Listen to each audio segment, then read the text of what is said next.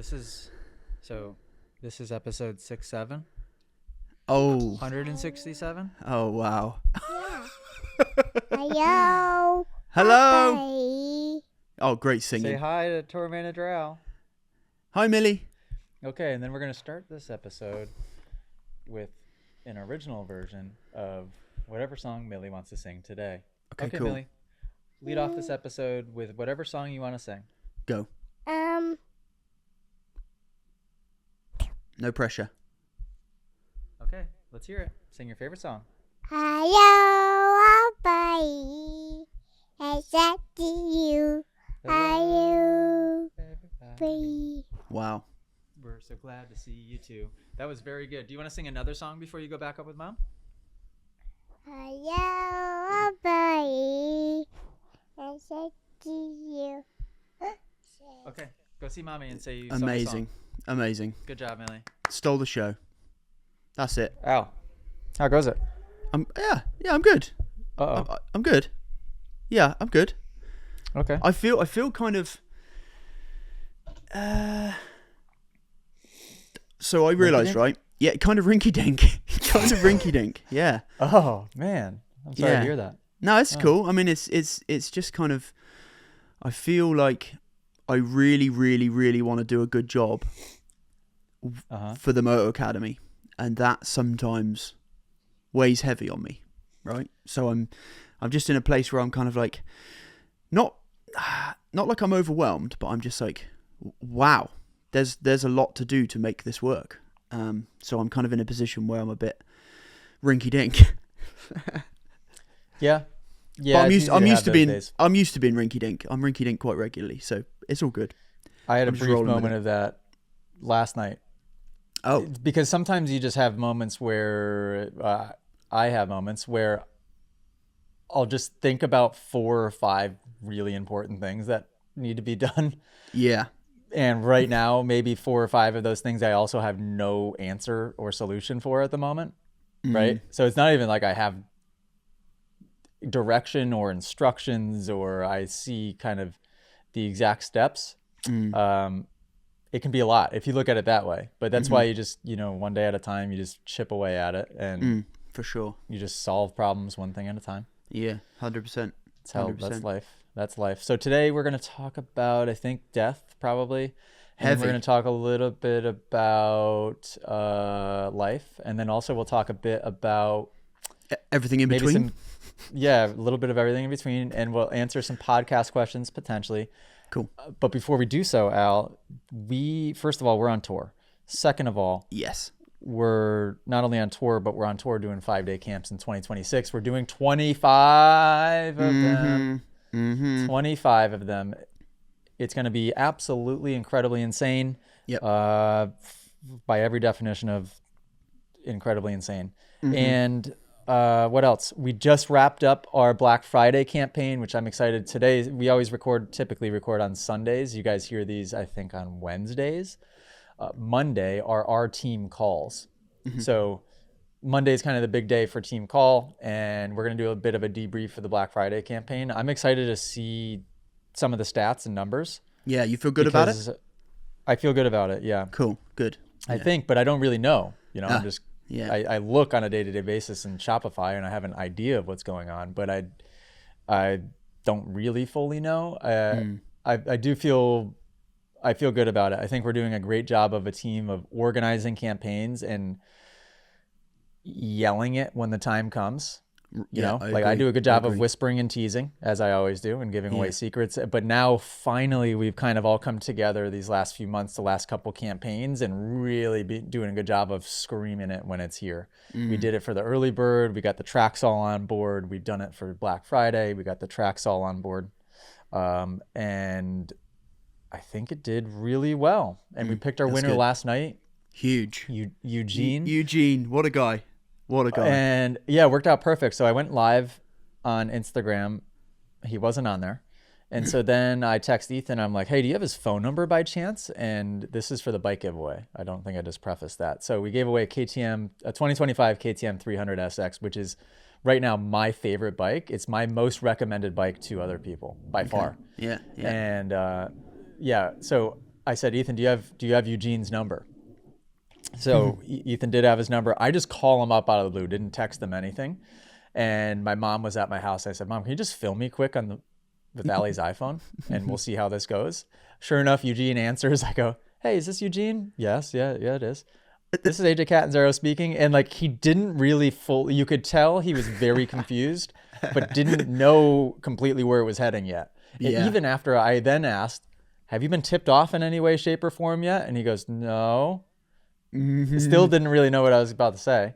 And yeah, so it turns out he bought a season's pass for his son. Oh, cool. Who rides a KTM 250. Huge KTM fan is what he said on the phone. Sweet. And I think the dad is wanting to go to these camps with him, but kind of had it made it sound like maybe an old rinky-dink Honda. Yes, rinky-dink Honda, shout out. Yeah, all the rinky-dink Hondas out there. And so we were able to get him a KTM 300. I'm like, well, now you have probably a nicer bike than your son. So whoopsie daisy. That's insane. Yeah, super cool. From Georgia, which, I will say of all the bikes we've given away, this is probably at least our 10th bike that we've given away. It's almost always in a very inconvenient location. Okay. The most expensive shipping costs you can imagine, just as inconvenient as it can be. Him being in Georgia and the fact that our first 5-day camp of 26 is in Florida. Yeah. It's a beautiful thing. Yep. It's actually convenient for once. So love that. Yeah. Love that. And it was cool. I was just pumped that he answered. Yeah. A lot of times we go to do these giveaways and it's a little anticlimactic because you can't get in touch with somebody. And then they end up figuring out some other way. But yeah, killer. So we just did that. That's huge. Yeah, I love it. Yeah, I was on that live too, and it was cool. It's cool. So I love the buzz around those things. It's great. You killed it. Yeah, it's fun to give stuff away, and I don't like having things. I don't know what it is, but as soon as I start to get any amount of things, I just enjoy giving them away. Speaking of giving things away, 12 Days of Christmas commences tonight, the day that we film this.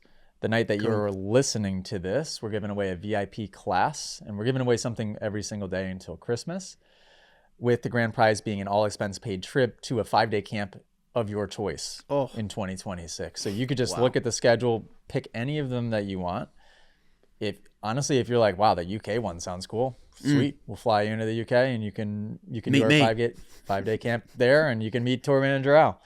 And by the way, that's for app people only. So get inside the Moto Academy app every day until Christmas. And yeah, speaking of giving stuff away, I mean, I have a tendency to go nuts on those. Like, not only will I pick the winner each night of the official prize, but I just kind of start walking around my house and my garage and my shed and just start grabbing random stuff. Things. Love that. Yeah, right now I have a bunch of No Fear jerseys from when I was on 85s, 65s and 85s that my dad found in his house. And so I figured those are cool. Yep. They're all badged up. They say like Chevy Trucks Kawasaki. They're patched. The pants are patched up. So cool. Catanzaro 30 on the back. They're pretty official. So we'll be sending those to some people too. Love it. Do you want to talk about death now or what? I really do. Okay. It's not even a big topic, really, is it? So it's kind of It's going to be easy. We'd breeze past it. Yeah. So, what do you think about death? Okay. Well, so the reason we bring this up, and if you listen to last episode, you're probably, what are these guys alluding to? Oh yeah, heavy. There was an article that came out that was put onto my radar via the Moto Academy app.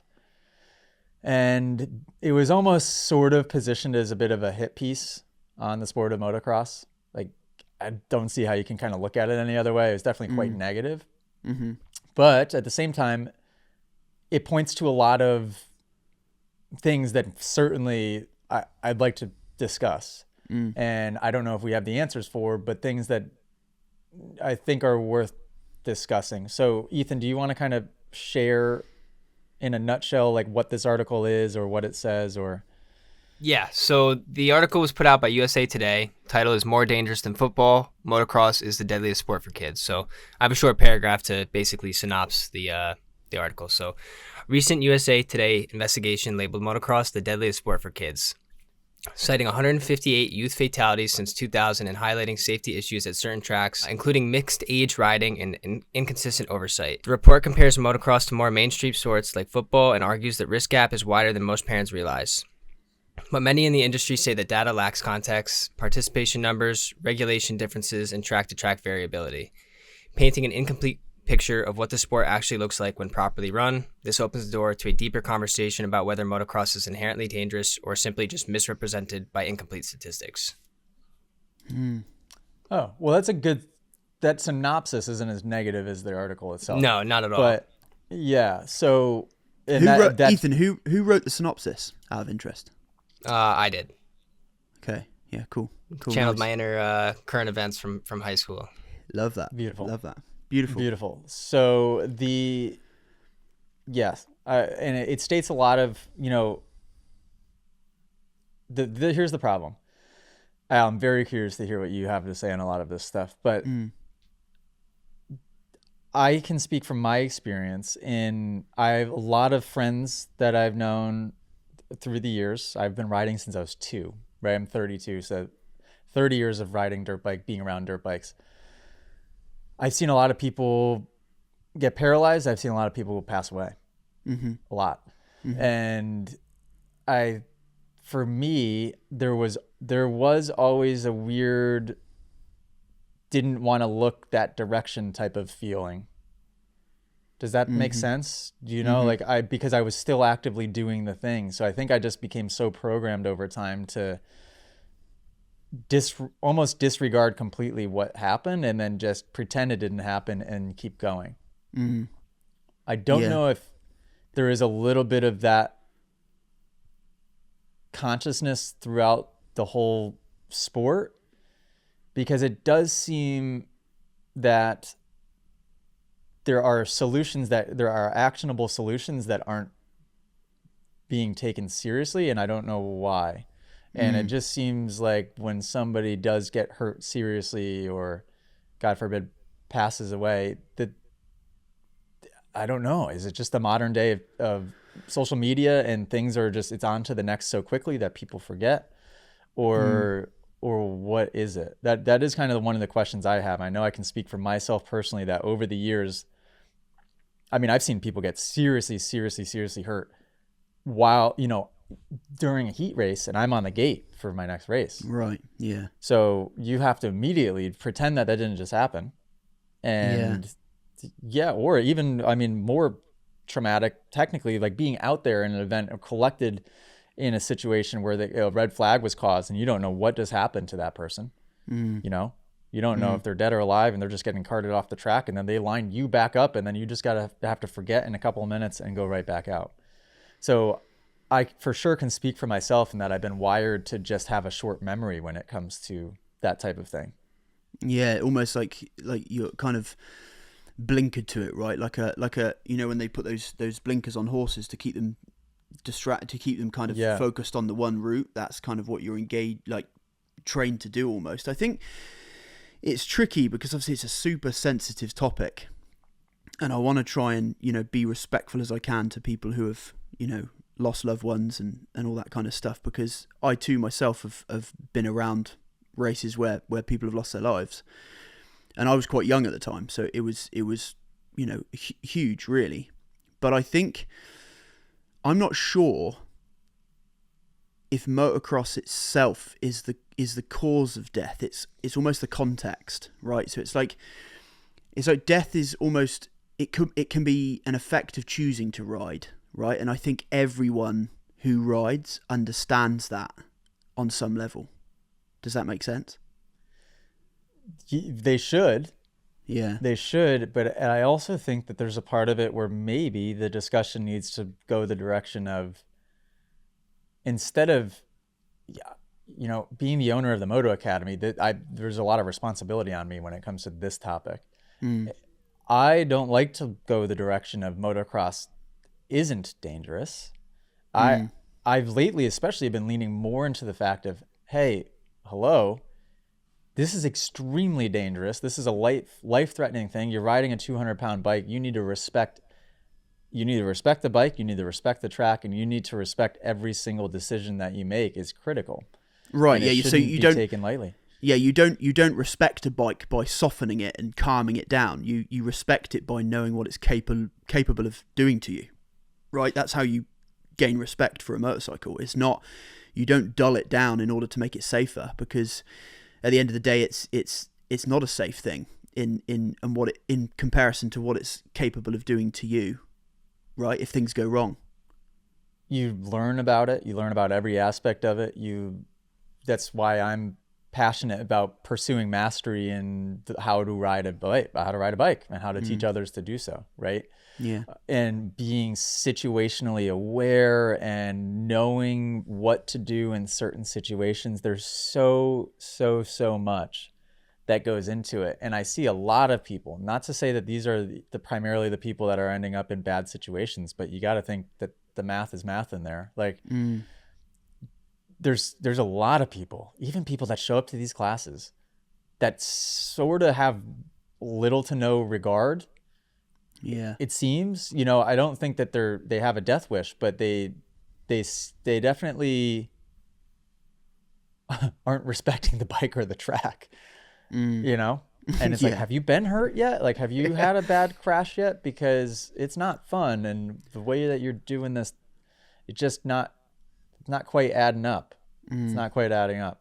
But I think that's a key starting point, right? Is to learn, is to get an awareness and understanding of what a dirt bike is capable of doing to you should things go wrong. If you're riding over your head, if you're not riding safely, if you're going too fast for your ability, right? And I often look to how I'm kind of raising my boys, and it's like if we use the analogy of like a fire, for example, it's not, I don't protect the boys from keeping them away from fire. I protect them by teaching them how fire behaves and what it's capable of, and that way they learn to respect fire, not kind of shy away from it. So when they do approach it and go near it, same with the dirt bike, when you do approach it and go near it and learn how to ride it, you come at it from a perspective of respect and awareness and understanding. So you're right, I think too many riders don't have that. They just don't have that. Another good comparison is driving a car. Right. Think about how dangerous and how many lives are claimed every year from people just driving. It's something that I think if you were to ask, most people don't consider dangerous. Yeah. But it's deadly. Yeah. Way more deadly than motocross based on the numbers. And yes, that's due to just the pure volume of people that drive cars. But you're driving however many ton machine that then when it crashes is quite a bad situation most of the time. People take that for granted and they take it lightly. And I almost never drive in the back of Ubers, where most people just willingly hop in the back of an Uber, not even understanding that your life is now in that random person's hands, right? You don't catch me doing that often. I almost always drive when I'm in the vehicle, almost always. And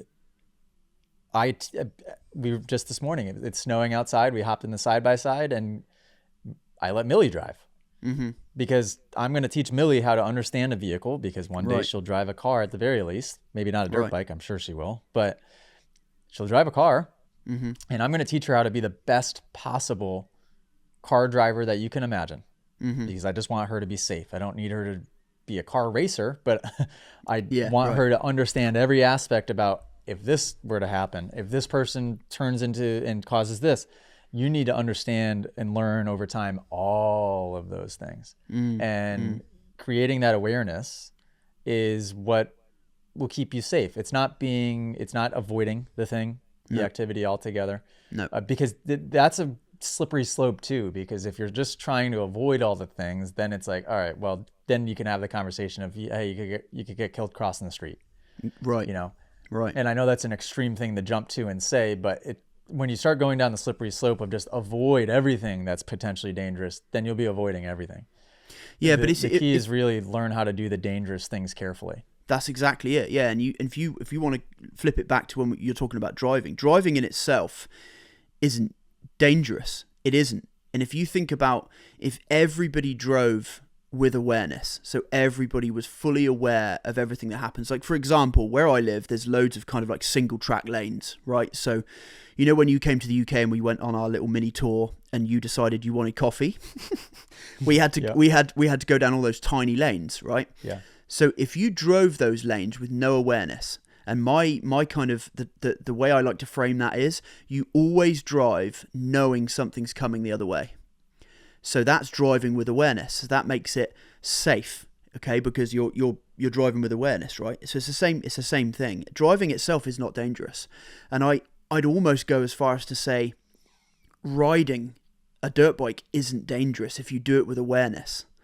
And I think there's always the danger of something going wrong, but things like accidents, they're typically caused. Right, they're caused by some lack of awareness. Even when it comes to driving, when it comes to fire, like we just talked about, people that make mistakes with fire, it happens because of a lack of awareness. You crash a car, it's either your lack of awareness or someone else's lack of awareness. So when we're able to kind of like raise our kids or look at the world in a way of kind of, you know, I don't want to raise my kids to believe the world is safe. Right, but I want them to kind of like, I want them to exist in a world that isn't, but know how to approach that. Does that make sense?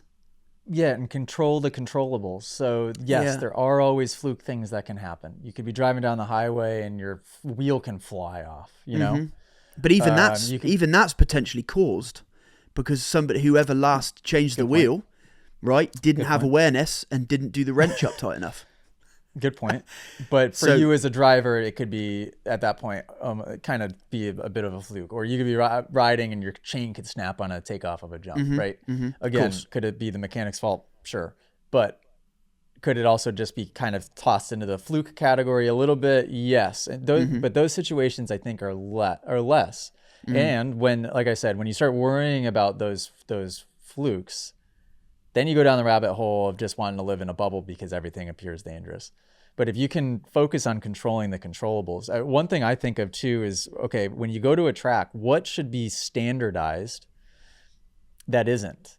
And I think that there's a conversation there as well. I think that when you go to Europe and when you go to the UK, almost every track has, I don't know if it's automated and AI controlled or what, but almost every track has a system to where if somebody falls on the other side of a jump, there's lights that go off. Correct? Yeah, so that's not hugely common in the UK. I think it's only to my knowledge, it's only Moto 101 that do that. Shout out Moto 101. Okay. To my knowledge, I could be very wrong there. So let me know in the comments if there's other tracks that do that. But yeah. Okay, well, shout out Moto 101. And a lot of the tracks, Dorno, a lot of the tracks that I've gone to in other countries have that. Very few tracks, and some do. I'm pretty sure last time I was at Moto Bros, I think maybe they had it set up. Yeah. Okay. There are tracks for sure in the US that have it, but why wouldn't that? How much could that system cost? Probably not that much.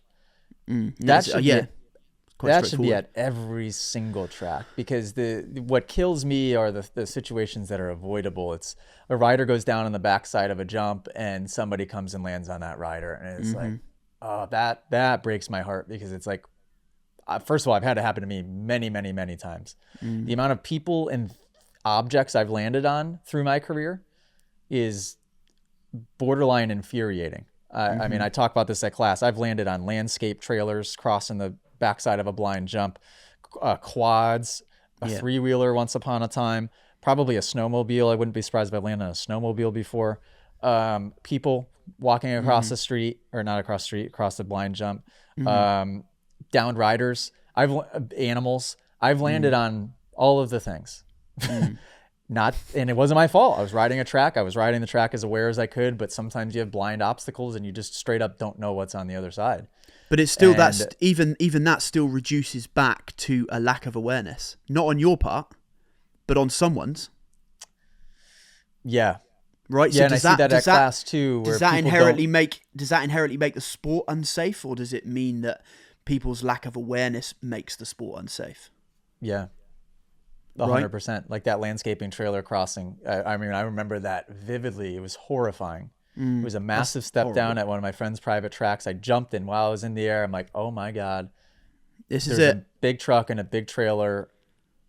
I'm done. And I landed and I slid, and I whacked into the back of the trailer with my back tire, and it pitched me back the other way. I don't even think I crashed. It was like a spectacular save on my end. But that's vividly etched into my memory because of how scary that was. Yeah. And extremely avoidable. I mean, we were riding the track all day. We never took a break. And whoever landscape person showed up just decided they were going to drive, like idiotic, you know? And there's stuff that happens like that all the time. So yeah, 100%.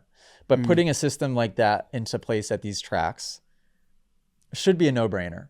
You know, it's annoying at class when you're trying to sit there and teach and the thing's just buzzing and blinking, but that's a small price to pay to have the peace of mind that knowing if a rider, especially a little rider, goes down on the other side of that jump, that those lights are going to be going off and it eliminates that blind jump situation from happening.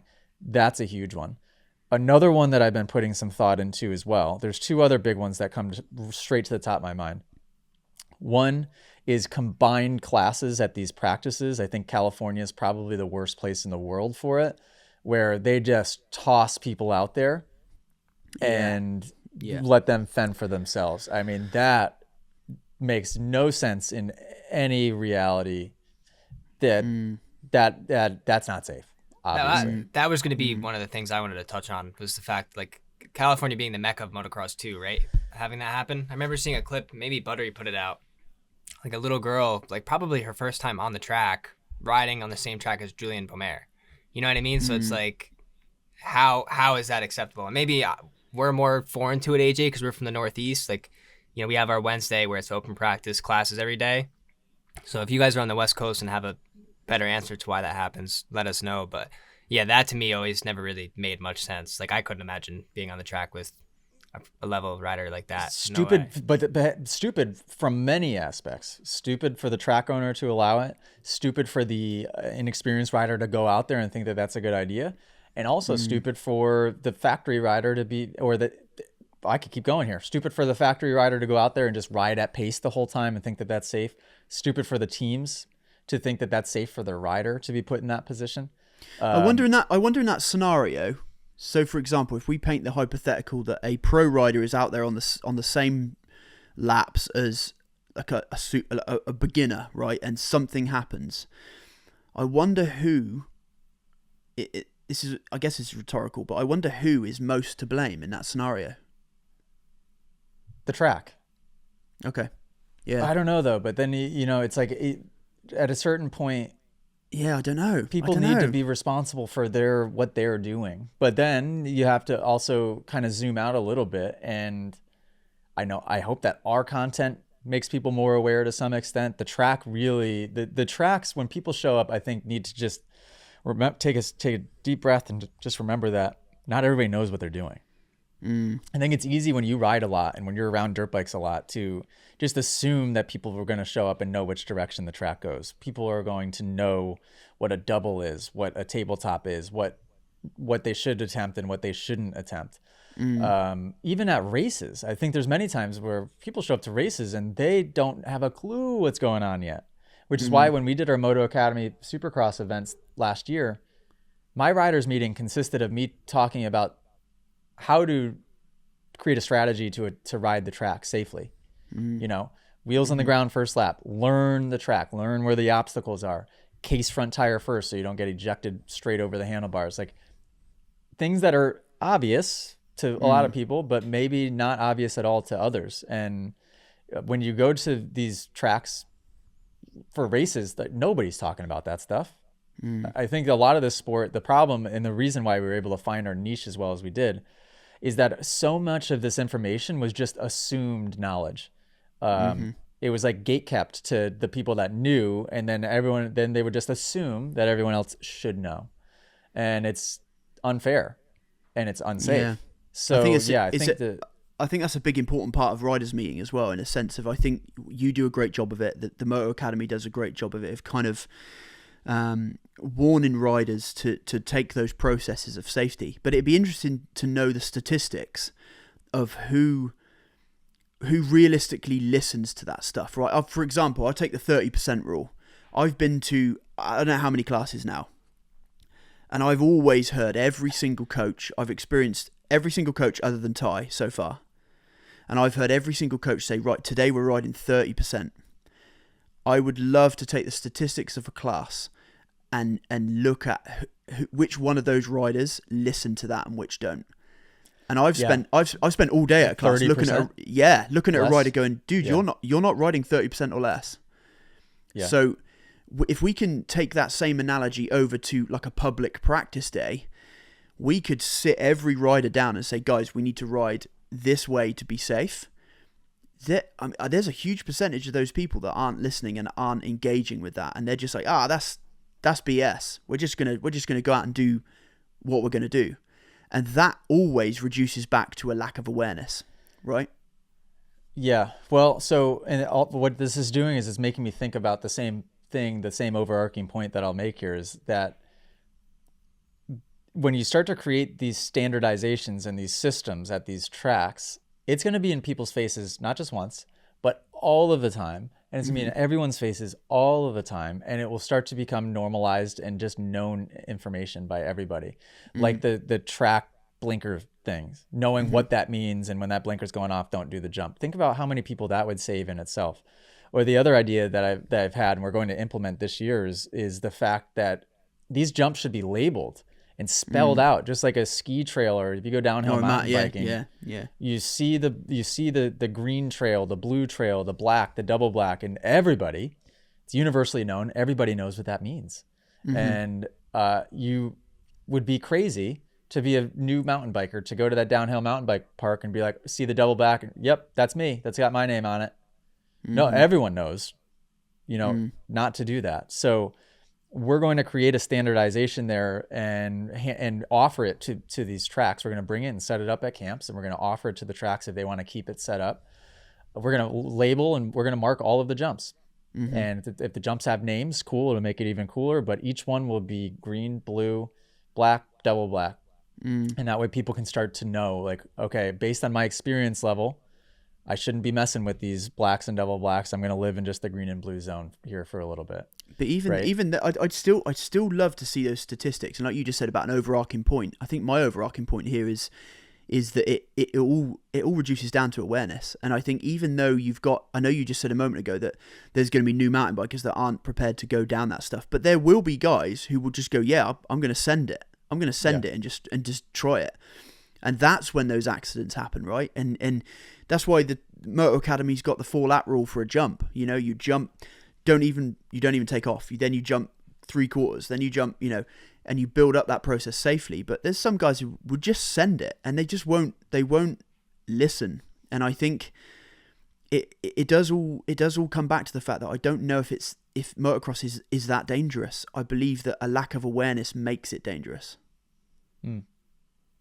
Yeah. And even when you've got those jump statistics or you've got those jump markers, there's going to be guys, there's going to be girls, there's going to be people out there who are just ignoring those things and just sending it. Yeah. It's just inevitable. But at least you're controlling the controllables, and at that point, I think the big thing is like, right. Yeah, as best you can. And I think that's also why I think of the Moto Academy as holistically as possible. Like, I don't just want to teach dirt bike stuff, because sometimes when you boil down and zoom out a little bit on a situation, it always does boil back to, like you said, awareness. And always. It's not this person's dirt bike skills. It's how does this person think? 360 degrees. How does this person think about things and think about life and think about how they do this particular thing? That's what we teach at the Moto Academy. If you really think about it, I mean, our live streams, when I recommend books I do nothing. And I say this all the time. My goal as a human being is to consciously evolve, to become better. And as I'm leveling up in that process, help others to do the same. Yeah. And will bleed into motocross and it'll help you in motocross as well. But yeah, but I do think that standardizing some of those things are a no-brainer, because I read that article, I read some of the things that have happened to people, and some of it are very avoidable type of situations where if you had a process in place, you'd probably bring those injury numbers down to some extent, and at least feel better that it wasn't just straight negligence on the people that should have the accountability in the situation. And it's also tricky, because I believe we live in a culture that almost needs everything to be someone's fault.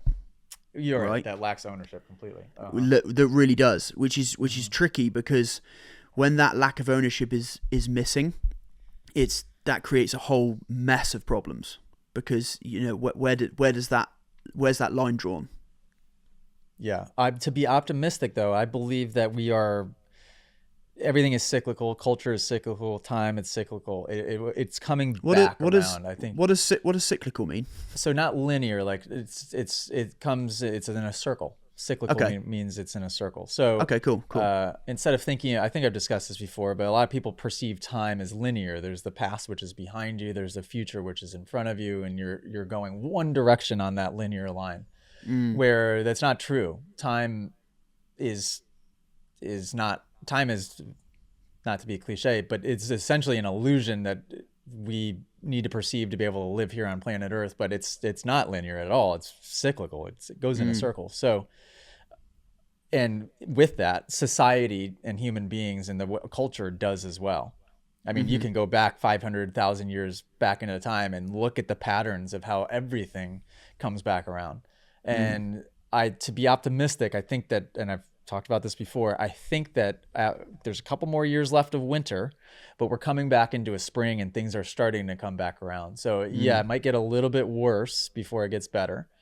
But I think that when it does get a little bit worse, we're going to have a bit of a reset. And with that reset, culturally and zoomed in a little bit further, individuals, I think, will be thinking differently. Than they are now. We're living in a weird time where, I mean, to generalize, people are not smart, and there's many. The majority of people are like those. Well, they're unaware. NPC, non-player character. What is it called? Yeah, they're unaware. Oh yeah, they're just floating around. Somebody just pressed the button, and they're just on autopilot. Kind of. I had a bit of an epiphany the other day about that, and it was kind of like, I think I've come to realize that kind of the true, I don't want to use the word evil, but I feel like the true threat to humanity isn't necessarily evil people doing evil things. That it's almost like the biggest threat to humanity is very normal people with lack of awareness doing stupid things. Right, and it's like that almost seems to me like a bigger problem than we're all kind of like forced to focus on all the bad people doing the bad things, and we lose sight of all the normal people doing really dumb things, and that almost seems like as big, if not a bigger problem than evil people doing evil things, right? As a kind of threat to humanity. I think maybe AI will help with this, but we're going to be at a point where we have to level up and get a bit smarter, or we're just going to become completely irrelevant. Yeah. And I think irrelevant. And it's like, I mean, obvious stuff, just, just think, operate through life with first principles thinking, instead of operating and just carrying out your life based on a bunch of assumptions that you haven't even put in place. Other people have put in place for you. And yet your whole life is dependent on these assumptions that other people have created for you. No, first principles. Think about break it down into why. Yeah. Okay, this is why I'm actually going to do this thing. And in fact, it doesn't even make sense. So I'm going to try to do it this way. Yeah. It's obvious, logical. In my mind, it's obvious, logical thinking, but very few people, 1% or less, very few people are capable of operating that way, which, I mean, you can get into the conversation of that's because we live in societies that need to have so much standardization and so much um, control, basically, so that it isn't just completely haywire. Yeah, it just That makes everyone. It just makes make sense. it makes us soft, doesn't it? It makes us soft, and I think risk for me has been a huge part of progression. And as humanity has evolved, risk has been at the forefront of that. You have to risk things in order to learn what your capabilities are. And as we've risked and we've pushed ourselves, we've learned what our capabilities are, and we've progressed with that. And I think if you go to a point where you kind of remove consequence or you remove risk from life, you don't just make life safer. We become weaker as humanity, because I think, it's like respect comes from kind of like understanding the cost involved, right? And not avoiding it. Does that make sense? Well, speaking of the cyclical idea, like, have you ever heard the saying, good times create weak people, weak people Yes. create bad times create tough people, the strong people will create good times. So we're very much in we're in the weak people part of that cycle. Yeah. For sure. But which means that, the bad times are upon us, and which will then believe it or not, in reading the book, The Fourth Turning, by forget who, it was recommended by Tony Robbins. It's called The Fourth Turning. We are maybe not you're too old. I am the generation, no, I think you're also included in this, the generation that will actually be the hero in this story, because we're kind of, and Ethan maybe even more so, is in the generation that are weak, about as weak as they come, right? And I'd say Ethan to me, in between me and you. I wish I knew the exact age range, but because we're going through the tough times of COVID, of everything that's kind of happening now and going to happen, and like the fact that, nobody can afford to live, because even if you're making 50 grand a year, it's not enough to be able to even come close to getting your own house. And it's just like, it's impossible, basically. Those will be the people that, once they continue on, are forged through those tough times. And then when they come of age, when they're 40, 50, 60 years old, those are the heroes that everyone will look to, that actually then created the good times. So yeah. And that's why it's important that as we're raising kids, we're putting our kids into scenarios that are unsafe. I think Jordan Peterson once said this, that you need to raise your kids to be kind of understanding of the risks involved, but still don't avoid danger. They don't avoid danger. And I think that's what's important for certainly my generation, your generation, is to raise our kids to know that, certainly as guys, I think being part, like being masculine, and that kind of all not the toxic side, but the side that's proactive and the side that's good for society. I think it's really important that as men raising boys, raising girls, whatever we're raising, we need to be able to show our kids that it's okay to put yourselves in dangerous situations if you've got awareness and you're doing it safely in a controlled way. And I think that's where that weakness is coming in, because we just try to wrap our kids in bubble wrap, and we try and protect them, and we're making them weaker, we're not making them stronger. So it's so important that our kids are kind of opened up to dangerous situations, but yet have an understanding, and we teach them an understanding of what could go wrong.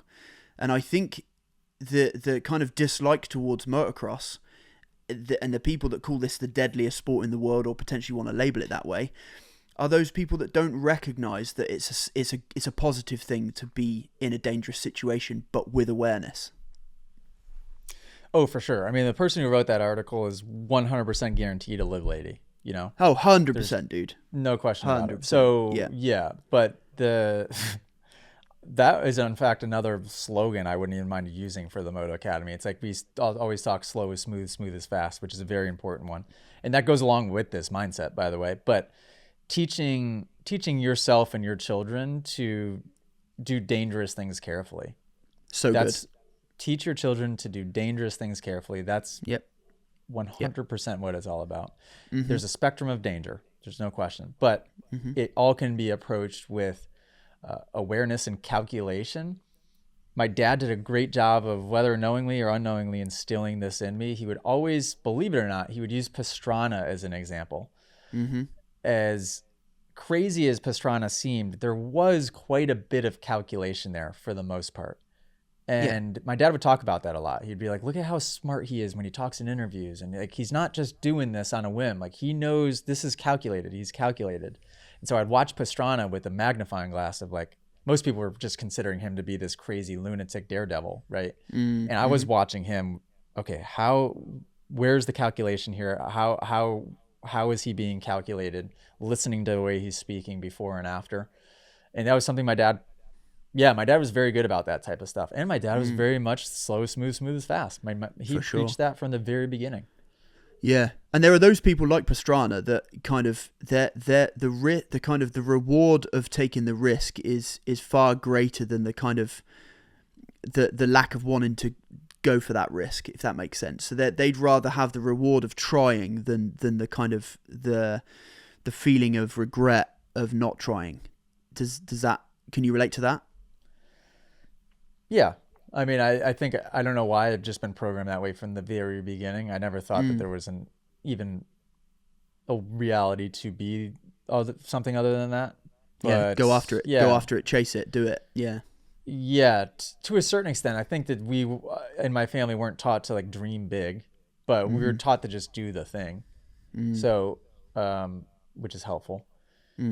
Yeah. So there's our conversation about death, but let us know what you guys think. I think there were a lot of really good points made in the Moto Academy when this article was posted, one of which used the comparison to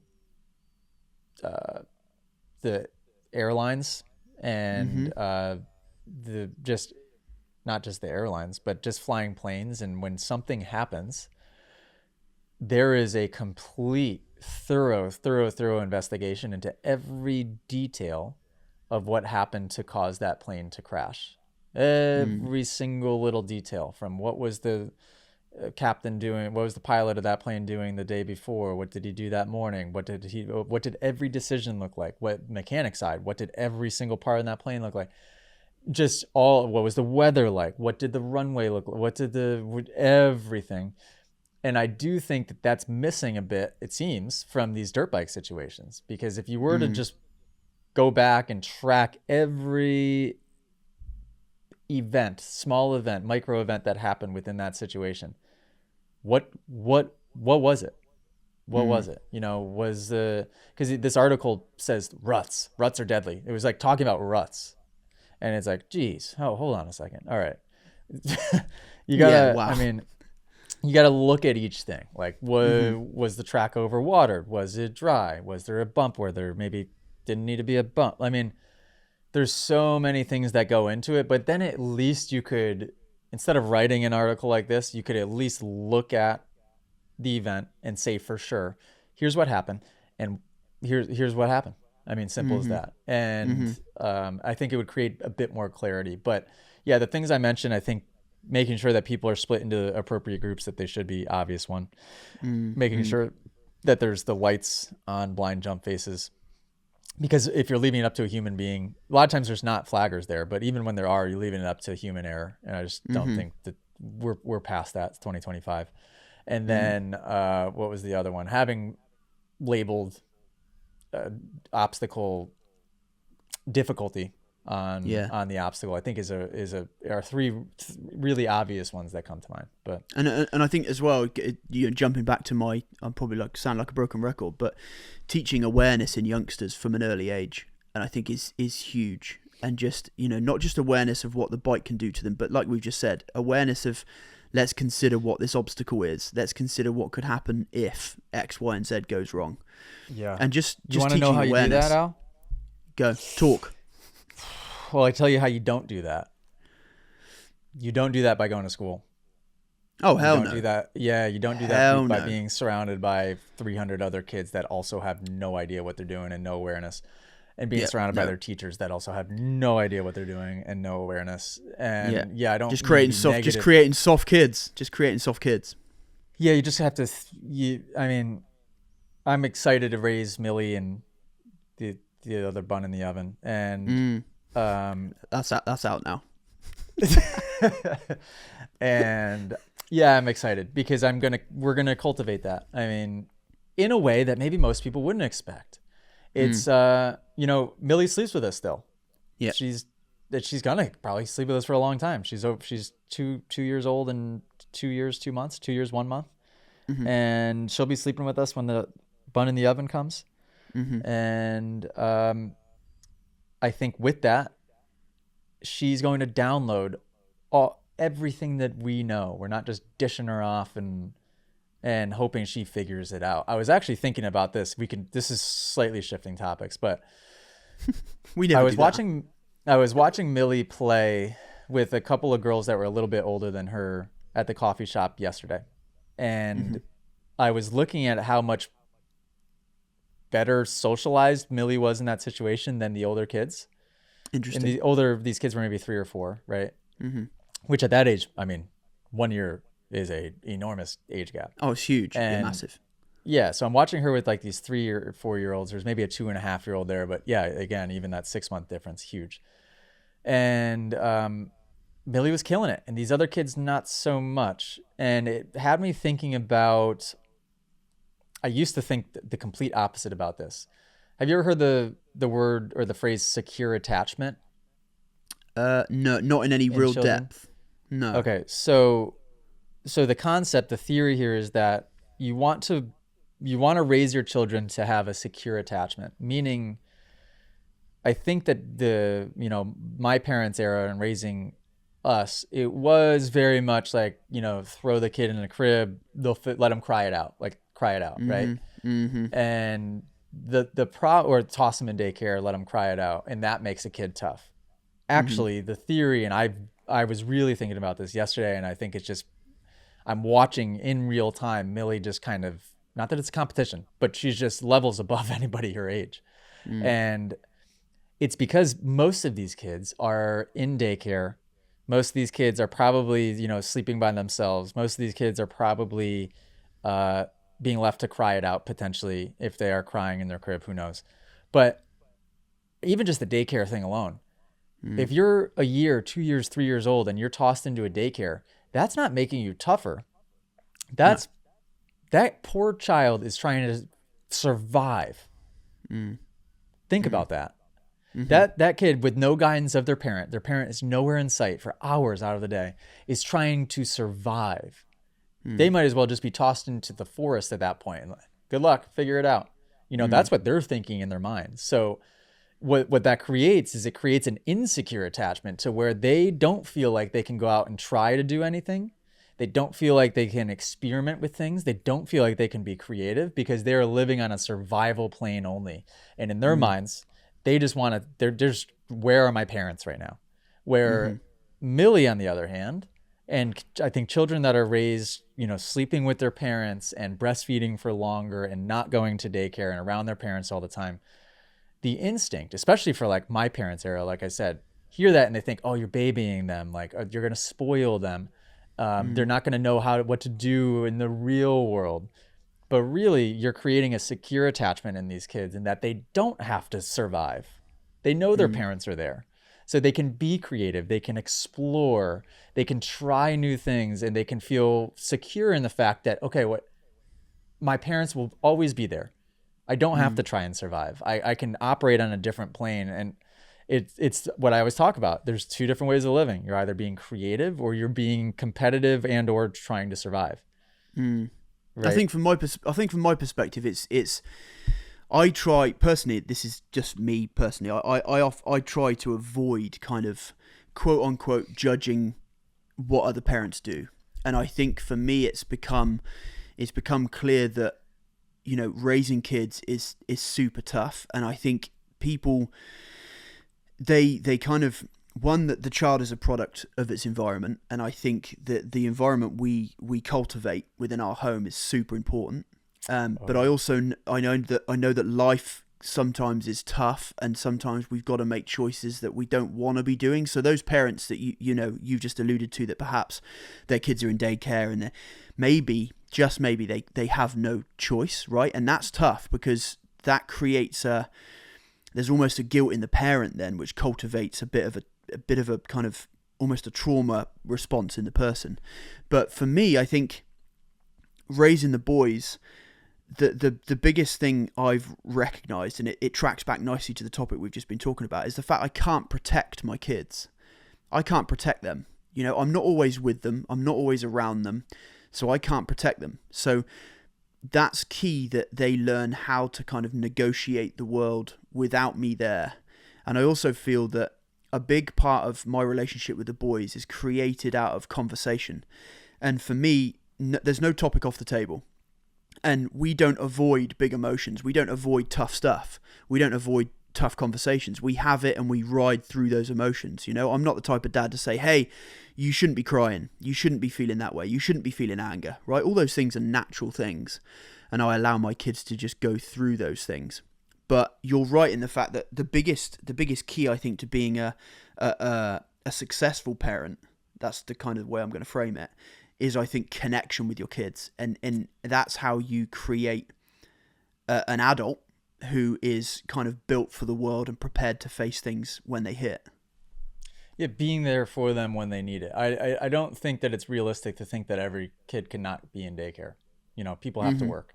But you could play devil's advocate to that, and you could say, okay, well, and also I don't judge any parents either at all, because everybody lives in a different world. I'm the first person to recognize that and say that. My world is that it makes sense only for Millie to be with us, you know, and for at least a long while. Right now, she's 2 years old. There's no reason for her to be anywhere but experiencing things with us.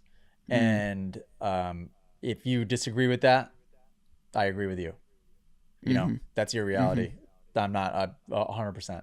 100%. I don't argue that at all. I don't judge it. I don't look down upon it at all. And what the heck were you just saying that I liked? Oh, but on the same token, I do encourage everybody to question themselves and think first principles about that type of thing of like, okay, for example, I see many couples that the significant other, maybe the wife, is questioning whether she should go back to work or not. And she will end up going back to work because it offsets the difference between the cost of daycare versus what they actually make by a couple $100 a month. Right. So they've now consciously made the decision of, okay, instead of forfeiting a couple $100 a month, because I'm saving all this money on daycare because my child is now going to stay home with me, but it offsets, and I'm a couple, but I'm not going to work. So therefore, I'm at the end of the month, I'm $200 negative than where I would be if it were flipped the other way. I would push people to question that decision more. It's like, okay, so now are you putting $200 a month on top of you having all day, every day with your toddler child? To me, I'm, again, not judging it, but to me, it's like, that doesn't make any sense. That doesn't make any sense at all. And I think that many people make that decision without putting enough really good thought into it, potentially. But yeah, I'm sure this is a touchy topic because guaranteed, of course, people feel an underlying, but it's also a touchy topic because people feel underlying guilt. And it's also a touchy topic because ultimately how we are raising our kids has a direct impact on humanity, and it has a direct impact on how our kids will raise their kids, and so on and so on. So it's hugely important, one, to raise these topics and talk about them in a you know, as best we can, non-judgmental way, because I'm fully aware, you know, and I'm one of these parents that, you know, I have struggled with money. I have had issues with money, and we've had to make decisions that aren't what I would class as the right decisions or the best decisions for my kids, right? But I'm now in a position where my eldest son is out of school. I've pulled him out of school because of the personal battle he was going through, and I recognise that it's far more important to have him out of school. That wasn't a monetary thing.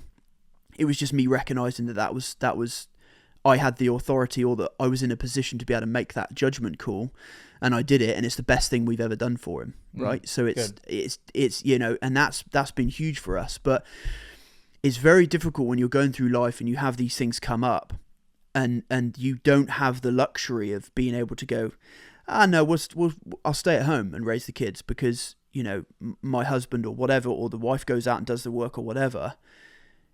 I'm more of a traditional guy. Again, I don't want it's a tricky topic, but I'm more traditional, so I feel like the man should be out going winning the bread, and the women raising the kids. That's the nuclear family I have in my mind. That's how I see best for humanity. But I also fully recognize that life doesn't operate like that anymore. It really doesn't, and it's tricky for now. But I feel like it's going back that direction again. Oh yeah, I think it really inevitably will. I really do. And I mean, I think of like how good of a dad I am with Millie and how much she loves being around me, but I'm useless half the time. It's like she needs mom. Yeah. She doesn't fully. I mean, she doesn't fully need me all the time. She needs her mom. And and we are very lucky to where I'm home almost all the time. Allie's never spent a night away from her. Probably won't for a long time. And but anyhow, good. I mean, I don't know. We have a dirt bike audience. Do people like listening to this type of conversation? Who freaking knows? But I would prefer. Even actually, Ethan. He's gonna get mad that I'm saying this, but what do I care? Ethan goes. Maybe we should get Dave back on the podcast this week because the last couple with Al, the numbers have kind of gone down a little bit from what. People hate me. People hate me. And well, it's not you, obviously. It's the conversations we have. It's just probably resonates slightly less than like clickbaity type of moto topics, obviously. Yeah. But I told Ethan right away, I'm like, honestly, right now I'm really in a good stride with Al. I like just having these types of conversations. And so I don't really care about the views as much. I'd rather sit down and have an interesting conversation. We're at 104, I think my thing says. Do you have any podcast questions to end it with? Yeah, Ethan? yeah, no, 100%. I actually have a few from inside the app, and I have a few social media questions. So cool. I think some of these questions work quite well too, especially with the topic we had before. I think that's why the community is so valuable. Is if you are unsure of anything that might be unsafe, that's what our coaches are here to help with. You could be in Australia, China, right next door. It doesn't matter. You're going to get that answer, right? So this first question we have is from Andrew Wilson. He says... Oh, I thought you were going to say it was from Keychain. Yeah, that would have been perfect, right? We do have one from a different continent, which will be safe for the next one. But so this one's from Andrew Wilson. He said, so there's a local race in about 2 weeks from now that I've been thinking about going to. I've been back on the bike for 2 weeks now, and I've been working on 10-minute motos with a couple 15-minute motos thrown into the mix. I really just need gate drops for the upcoming qualifiers, and I'm not sure how many more local races there will be before the qualifiers. Is it too early to get back to racing? So is it too early after getting back on the bike for 2 weeks now? Yeah, that's a great question. And a question that I am so grateful to be able to provide a platform for people to ask instead of just guessing, right? Because that's kind of a bit of a loaded question. Back on the bike for only 2 weeks, want some gate drops before a qualifier. So bit of a slippery slope here. I know Andrew Wilson inside the app. He's a bit of an OG Moto Academy member. He has very, very, very good technique and a controlled mind, calculated individual. I think that you can go and race with the discipline to ride at the speed that you need to remain in control with that little of seat time beforehand. You need to stick to that game plan of technique only, go slow. You're only a couple weeks in. What I would urge you though is it sounds like you kind of have that qualifier on your mind and that being the goal a little bit. That does scare me a bit because part of me wants to say when is that qualifier? Is it in March? How much time do you have to get ready for that? I don't want you to start to feel the pressure and to ride over your head because that qualifier's right around the corner. That's the biggest thing that scares me about that question. Al, anything that you'd want to add to that? Really, no, just to kind of go back off the back of your point, really just be disciplined. Just be disciplined in how you approach those gate drops, right, in preparation for that event. That's how I'd do it. I'd be very disciplined. I'd focus on my technique, making sure that I was utilizing those gate drops for the experience, but also riding at a pace and at a level where my technique and being efficient and safe was still the priority. That's how I'd answer that. Yeah. And I'm going to give you approval, Andrew, unless this race is come and gone already. I'm going to give you approval. For a lot of people, I wouldn't. because it depends on the individual, depends on the coaching wanted footage I've seen from them. If they seem like they've got too much to work on, or maybe they ride a bit too aggressive, I'd probably tell that person no. But Andrew, I think for you, you'd be fine. Check in, get some footage of the race, send it through, and make sure that your goal for the race is a process-based goal, not result-based Results. Yeah, 100%. 100%. Do not, this goes for anybody, do not set result-based goals at races. It just, holy cow, it'll really not do you any good.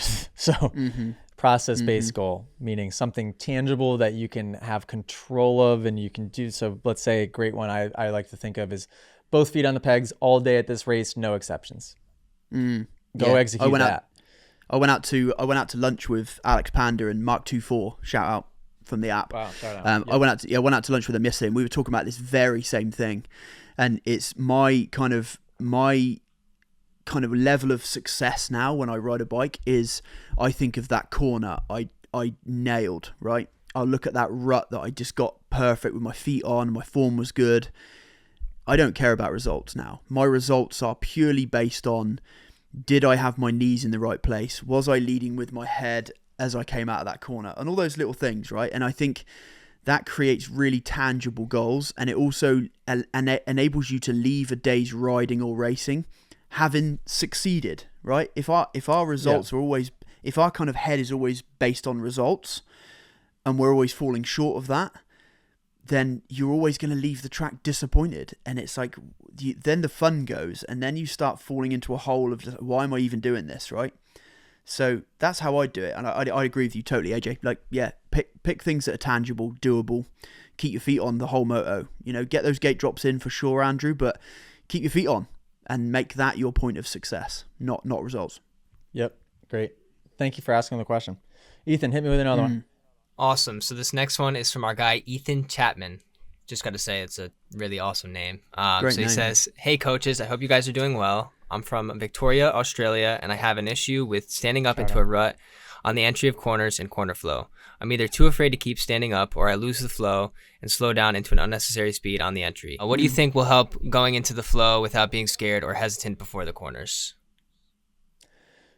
Ethan, good question. Very common problem. And I think that a lot of people have this issue for a few reasons. One, I think a lot of people sit at the very beginning of the corner just because it's automatic and what they think that they should do.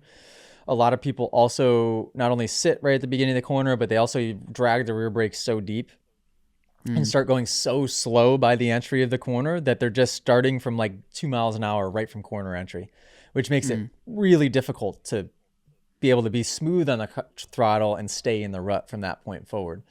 A much easier tactic is to come in with a bit more speed, believe it or not, get off of the rear brake, get off of the clutch, don't sit down, just stay standing in a nice braking attack position. So your knees are going to be stacked on top of feet.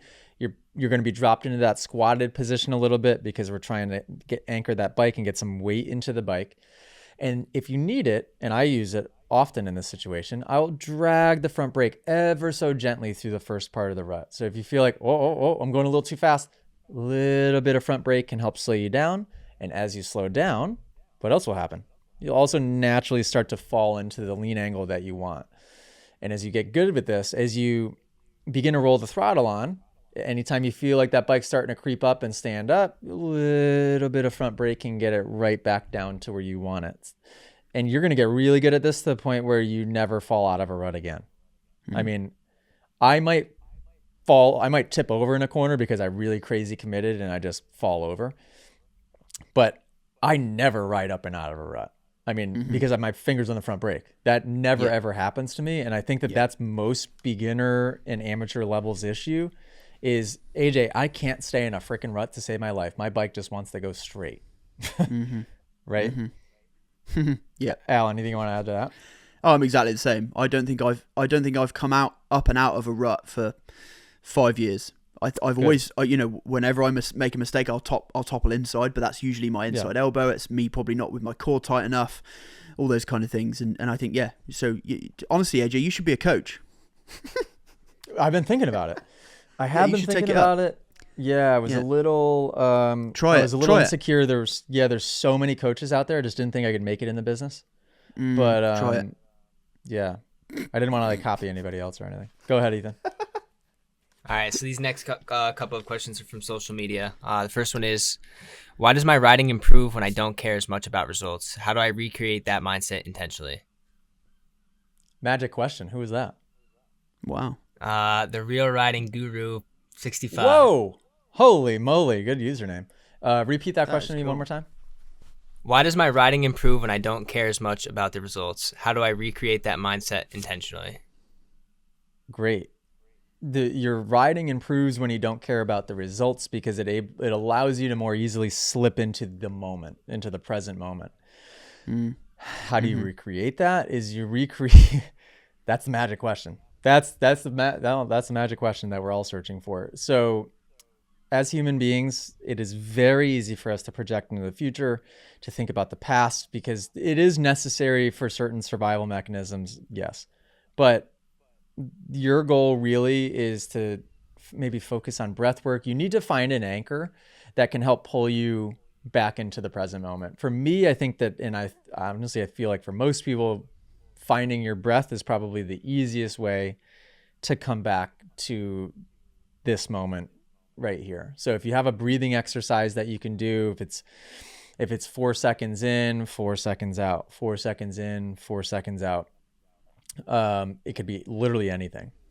Different breathing exercises and routines are used differently for, trying to relax or fall asleep or create energy, and bring energy to you. But they all can be used as an anchor to bring you back to present moment. Another way to make sure your mind doesn't wander is I think I talked about this with Dave a lot, is it's an expectation problem. And your mind wanders into the future when you have expectation problems, when you set a goal that is not ultimately in your control. I want to get third at this race. I want to get top 10 at this race. I need to qualify for this event. So as soon as you say that, you pulling in the track that morning, I need to qualify for that event. Everything that you're thinking about is in the future. You're not where your body is. You're not in this lap where your bike and your body are. You're thinking about, God, just get me to this finish line as fast as possible because I need to qualify. I need to qualify for this race. And it's not in your control. So if you set some goals throughout the day that are process based, like we talked about, things that you can control, it can be even mindset goals of for this next moto, I'm going to focus only on my 4-second breathing technique. That's it. I'm not going to think about anything else this whole moto. That's a big goal because it's going to be difficult for you to do. It's going to be very easy to get distracted and not focus on your breathing, but it's something ultimately that you have control over. And that's going to be key. That's going to be key. Sorry, Al, I'm going to let you take the next one first before I just No, dude, talk no, the whole you're time. good. You're good. You're good. Anything you want to add to that? That's a great question. Yeah, it's a great question. No, I think you covered it. I was just trying to think of something I could add, but I haven't got anything. So I'll just be honest and say, nope, I got nothing to offer. Great. Well, I'm going to let you take the lead on this next one. Ethan, hit me with one more and we'll end it on this and we'll let Al answer it. Perfect. Okay, so this Sorry, is actually a good one. How do you teach riders to stay present instead of replaying mistakes made from the previous lap? Wow. I like the mindset questions. Yeah, straight away, I think it's about going into each time you ride just with those little goals, those little focus things to work on. And I think work it. So for example, if you can select something that you're working on, that forces you to be present. So I often ride where I'm very present in the moment and I'm looking at the next obstacle and I'm thinking, where are my feet? Where are my knees? Am I leading with my head? Where are my fingers on the controls? All those kind of things. And I'm constantly in those moments where I am present because I'll still at the point where I'll shift my feet. I'll shift my feet into position knowing that they're not right. I'll pinch my knees tighter knowing that they're not right. And that kind of forces me to be present.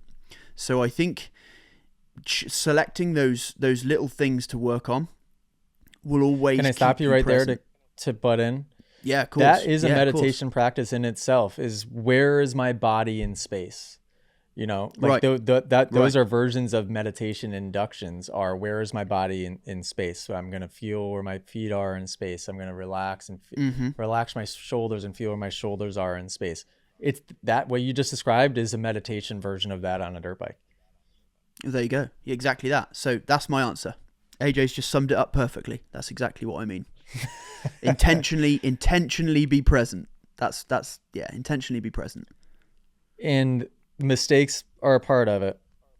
I think that everybody needs to reframe the way that they think about failure and mistakes. We talk about that a lot in this podcast, but they are inevitable.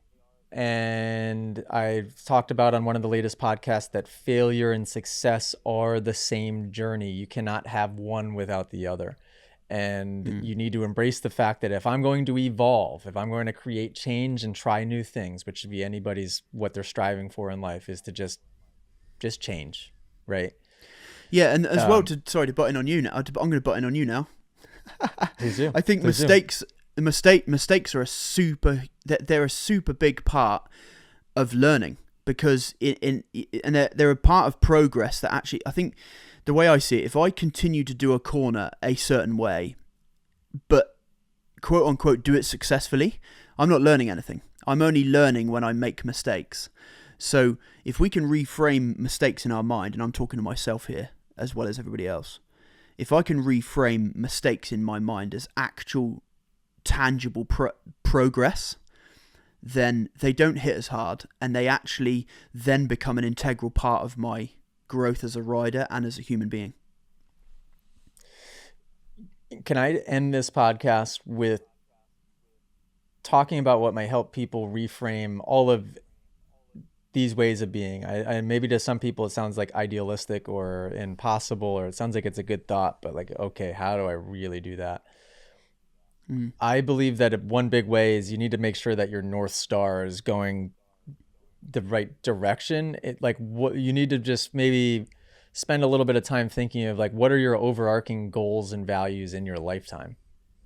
And because the reason I say that is because mine are quite simple. My goal in my life is to, I think I already said this in this podcast, is to consciously evolve, which all that means is I just want to be able to create more awareness, change, recognize where my subconscious patterns are that aren't serving me, what triggers me that I need to make sure I rewire, and just get a little bit better. That is my entire life's purpose, is to do that and to help my family and loved ones and others around me to do the same. That's it. So notice how my life goal is something tangible that I have control of every step of the way. That's my life goal. I think if you were to ask, and I have clarity there. I think a lot of people, if you were to ask, what is their life goal? You're sitting on your deathbed, like, what would you want to have accomplished? Many people probably couldn't answer that question, or they would maybe answer with something that, if you were to just dig into it a little bit, wouldn't make sense, like a certain dollar amount or a dream home or some type of material item that doesn't matter, right? Try playing around with the idea that your life's purpose, your reason for being here, is to evolve, learn, and grow, and to help others around you do the same. And when your life purpose becomes that, then your ways of operating in the smaller things, your day-to-day, your racing, your practicing, your washing the dishes, your commute to and from work, it all changes. Your perspective on it changes. It really does. What mine did. I can at least speak for myself and say that mine did. And I'm right now I'm rereading Think Like a Monk by Jay Shetty for the third time. And coming off the swing of reading 3 or 4 or 5, I think 5 business books, now kind of going back into mindset. And as I read this book, and this Jay Shetty book was maybe in the top 5 of the first 5 books that I read 3-4 years ago. Now that I circle back to it and I'm seeing what I've highlighted and what I've noted in there and written down, I'm like so proud of myself that, holy cow, I've kind of figured it out, in that, like, as far as human beings know, like, I'm on the right path. And when I first read that book, you can tell that I didn't know what that path was yet. some of the notes I wrote down, some of the things that like I highlighted don't even resonate anymore. It's like I hadn't started that journey yet. I don't know if that makes any sense, but anyhow. Yeah. Anyhow, how does this relate to dirt bikes? Yeah. How does this relate to dirt bikes, guys? Is that when you operate with that way of thinking, it bleeds through and transcends to every single part of your life. And you will level up as a dirt bike rider when you level up your mind. Guarantee, 100%, promise you. If you have any questions, DM me in the app. Post your coaching wanted footage, more coaching wanted footage than I've ever seen in that app as of late. So thank you guys very much for that. More engagement in the app lately than I've ever seen. 12 Days of Christmas, like I said, is upon us. So get in there, be a part of it, join the live streams each night. We do a live stream every single night. So come be a part of those. And episode 167, we've done it. And we'll catch you in the next one. It's Thanks, a wrap. Ethan. Thanks, Al. Thanks, guys. Toodles.